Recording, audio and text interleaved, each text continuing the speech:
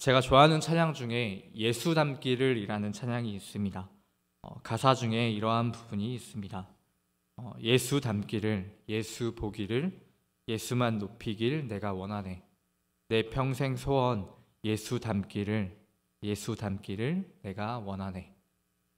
오직 사랑 안에서 참된 것을 하여 범사에 그에게까지 자랄지라. 오늘 본문 말씀이 하나님의 말씀이 되어서 성도님들의 마음에 자리 잡기를 소망합니다. 성도님들은 왜 교회 다니시나요? 왜 예수님을 믿고 하나님의 말씀을 따르시나요? 오늘 함께 하나님의 말씀을 나누면서 우리가 왜 교회를 다니는지, 우리 기독교의 분명한 목적과 본질을 함께 생각해보는 시간을 가지려고 합니다. 세상 사람들에게는 교회를 욕하며 싫어하는 모습들도 있지만 교회를 다녀야 하는 이유를 물었을 때 가장 많은 대답이 천국 가려고 라고 대답했다고 합니다. 세상 사람들에게는 교회 다니면 복받고 모든 일이 잘 되고 아무런 문제가 없을 것이라고, 어쩌면 그럴듯해 보이게 교회의 모습을 생각할지 모르겠습니다. 물론 복을 받고 행복하고 기쁨이 되고 감사가 됩니다. 구원받은 은혜에 감사하여서 하나님과 함께하고 싶어서 우리는 교회를 다니는 것입니다. 성도님들에게는 어떠한 이유가 있으신지 이 시간 생각해 보았으면 좋겠습니다. 그리고 그것이 조금 더 하나님의 이유에 맞춰졌으면 좋겠습니다. 본문에 나오는 에베소 교회는 초대교회와 사도 바울의 교회 개척 사역에 있어서 구심점이 된 지교회입니다. 바울 사역의 중심지라고도 할 수 있습니다. 에베소 교회 성도들은 누구보다도 많은 시간을 바울과 함께 보냈고 그의 가르침을 받았습니다. 많은 이적과 기적들을 경험하면서도 다른 믿음을 말하지 않고 우상 숭배자들의 소동에도 의연할 정도로 큰 믿음과 섬김의 모습을 가진 그러한 교회였습니다. 사도 바울은 에베소서 1장부터 3장에 예수 그리스도 안에서 성령의 능력으로 이루시는 하나님의 구원을 말하였고, 4장부터 6장까지는 구원받은 성도들이 어떻게 부르심에 합당한 삶을 살 수 있는지에 대하여서 구체적이고 실제적으로 말씀을 전하고 있습니다. 구원의 비밀을 깨달은 성도들은 과거의 옛사람에 속한 모든 것을 버리고 심령이 새롭게 변화받아 완전히 변화된 삶을 살라고 바울은 에베소서를 통하여서 말하고 있는 것입니다. 로이드 존스라는 기독교 학자는 에베소서 4장의 요지를 내가 어떤 사람인지 알라, 내가 어떤 존재인지 알라, 너는 더 이상 옛사람이 아니고 새 사람이다. 그러므로 내 신분이 새 사람이니 새 사람답게 살라 라고 말합니다. 복음에 있어서 가장 놀라운 것은 존재의 변화입니다. 죄인이 변하여서 하나님의 자녀가 된다는 사실을 묵상할 때마다 하나님의 전능하심을 알 수 있기 때문입니다. 구원의 하나님을, 전능하신 하나님을 볼 수 있게 되기 때문입니다. 그렇다면 이 변화된 삶이란 무엇일까요? 바울이 말하고자 하는 새 사람이란 무엇을 의미할까요? 이것이 바로 제가 오늘 말하고자 하는 교회를 다니는 이유이고 기독교의 목적이며 본질입니다. 제가 생각하는 그 중심되는 말씀이 바로 오늘 본문의 말씀입니다. 한 번 더 에베소서 4장 13절의 말씀을 같이 읽어보도록 하겠습니다. 스크린에 없습니다. 성경책을 통하여서 에베소서 4장 13절의 말씀을 함께 읽도록 하겠습니다.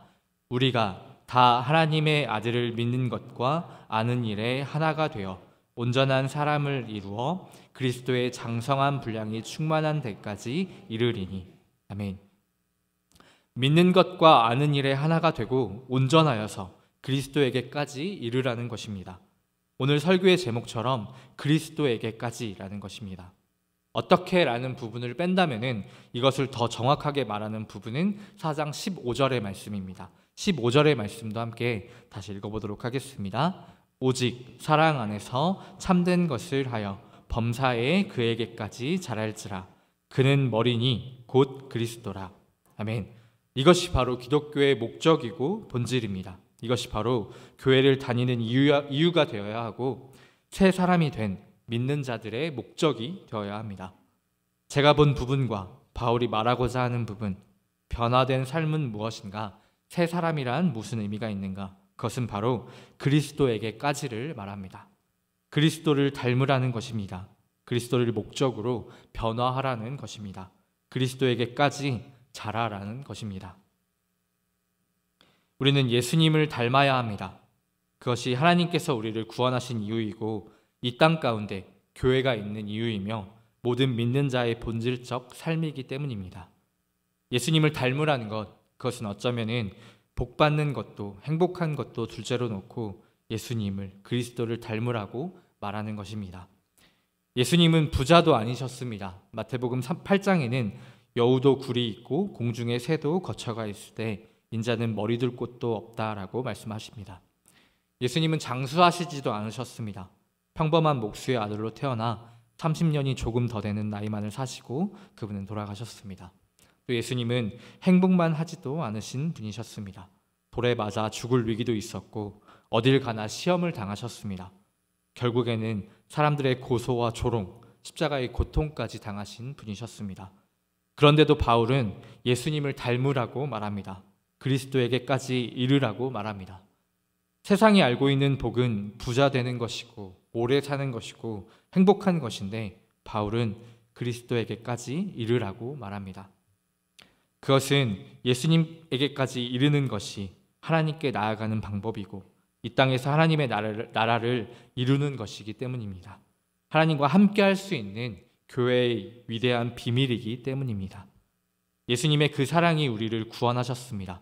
십자가의 그 사랑이 이 세상의 모든 죄를 대신하는 모든 것을 이루시는 죽음이었습니다.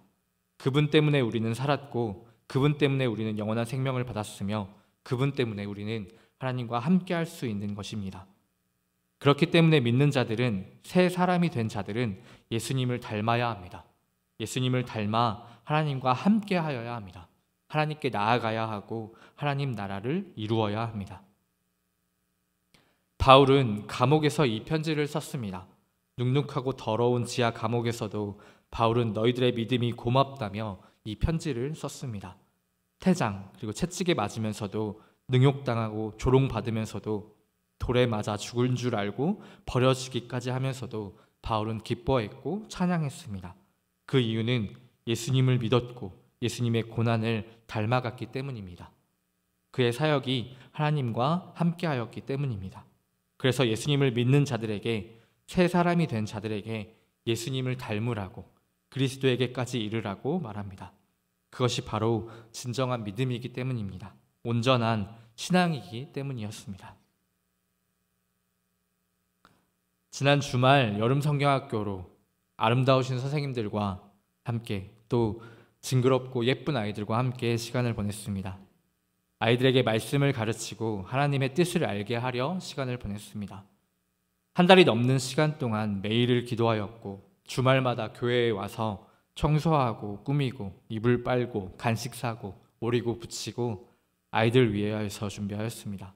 또 성경학교 기간에는 모든 선생님들 10분 정도의 선생님이 40명이 넘는 아이들과 함께 춤추며 찬양하고 뜨겁게 기도하며 함께 웃고 함께 행복한 시간을 보냈습니다. 그런데 왜 그렇게 했을까요? 어떤 선생님은 올 수 없는 상황이었지만 오실 수 있을 때 비가 오는 날이었는데 비를 맞으며 틈틈이 시간마다 아이들 위해 오셨습니다. 또 어떤 선생님은 병원에서 근무하시며 나이트 근무로 밤을 새워 일하시고 한숨도 못 자고 아이들을 위하여서 오셨습니다. 또 한 분은 아이들 먹고 버린 쓰레기, 놀고 어지럽힌 자리 치우시며 아무도 알아주지 않아도 묵묵하게 일하셨습니다. 또 어떤 선생님은 밤새 아이들 감기 걸릴까 에어컨 온도를 조절하시고 이불 걷어찬 아이들 이불을 덮어주셨습니다. 날씨도 덥고 습해서 잠도 못 자고 힘들어서 선생님 자신들도 힘들고 짜증나셨을 텐데 속상한 아이들이 있으면 안아주시고 심심해하는 아이들이 있으면 먼저 다가가 웃겨주셨습니다. 옷이 땀으로 다 젖을 만큼 아이들과 같이 놀아주셨습니다. 또 점심에는 권사님들께서 식사를 준비해 주셨습니다. 힘들고 더우셨을 텐데도 아이들 좋아하는 음식들로만 준비해 주셨고 맛있게 먹으라고 웃으면서 아이들 맞아주셨습니다. 아이들이 마음속에서는 했겠지만 쑥스러워서 잘 먹었다고, 맛있게 먹었다고, 감사하다고 인사 한마디를 안 하더라고요.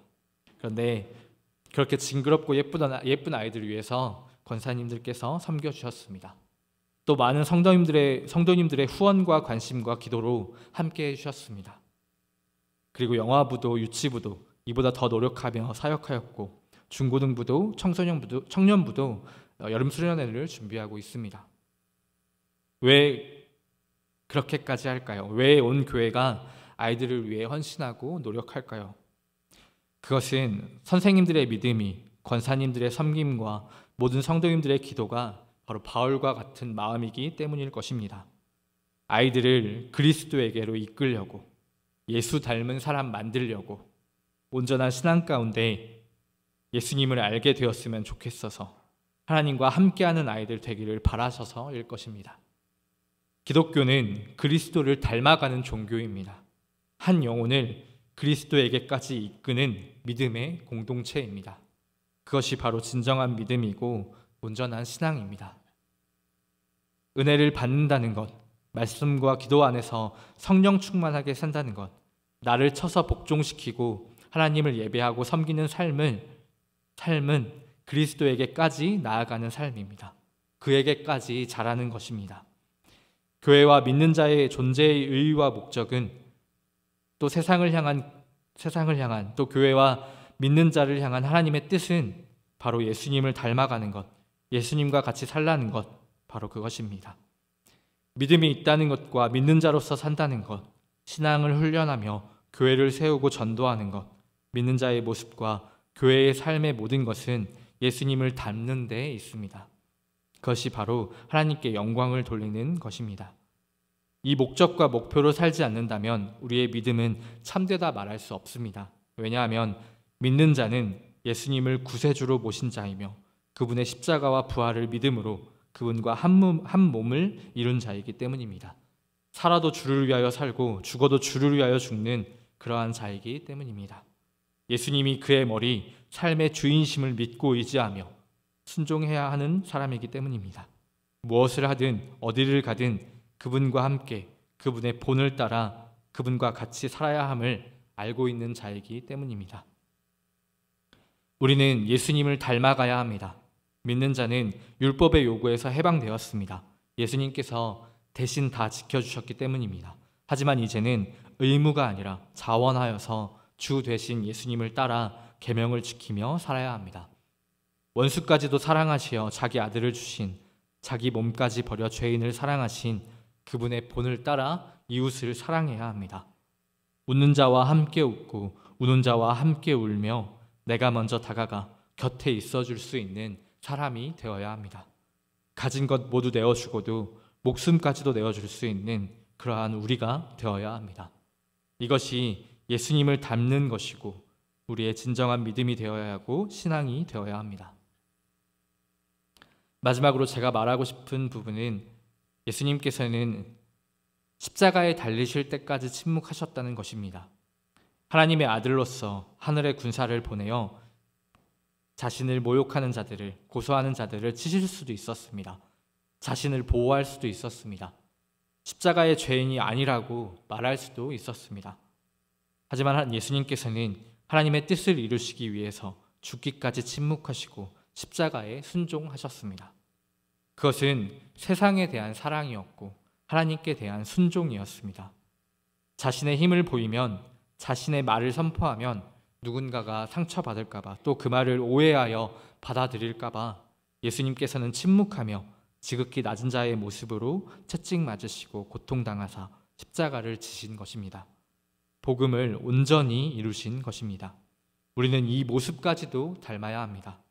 십자가를 지신 모습까지, 내가 먼저 희생하고 나의 것을 포기하고 내가 먼저 모든 것을 내려놓고 죽기까지 침묵하여 사랑해야 합니다. 사랑하는 성도 여러분, 기독교의 본질이 아닌 것을 가지고 그것이 본질인 것처럼 오해하면 안 됩니다. 은사나 능력보다 더 중요한 본질은 십자가입니다. 예수 그리스도를 닮아가는 것입니다.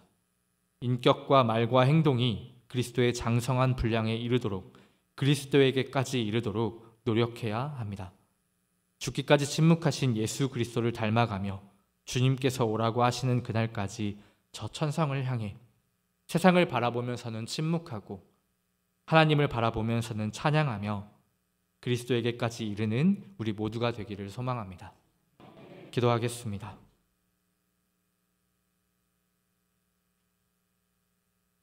하나님 감사합니다. 그리스도에게까지 이르라 말씀하시는 주님께 우리의 믿음을 드립니다. 우리들의 말과 행동과 인격이, 우리들의 믿음이 예수 닮기를 원합니다. 십자가의 그 사랑을 닮아가는 우리가 되기를 원합니다. 우리의 고백에 함께하여 주실 것을 믿습니다. 이 모든 말씀 예수님의 이름으로 기도하였습니다. 아멘. 우리 축도로 예배를 마치겠습니다.